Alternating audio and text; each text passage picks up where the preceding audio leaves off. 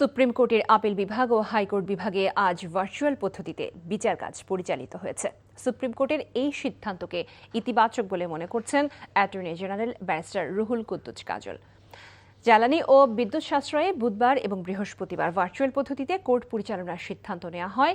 Virtually বিচার কাজে অংশ নিয়ে তিনি বলেন, সশরীরে আদালতের চেয়ে ভার্চুয়ালি বেশি মামলা শুনানি হচ্ছে।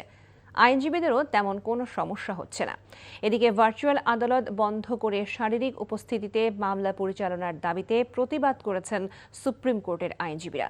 দ্রুত এই সিদ্ধান্ত থেকে সরে আসতে প্রধান বিচারপতির দৃষ্টি আকর্ষণ করেন আইনজীবীরা।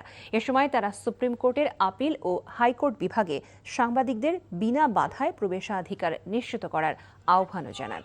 গত 7 জানুয়ারি থেকে আপিল বিভাগে সাংবাদিকদের প্রবেশাধিকার নিষিদ্ধ করেছেন প্রধান বিচারপতি জোবায়ের রহমান চৌধুরী।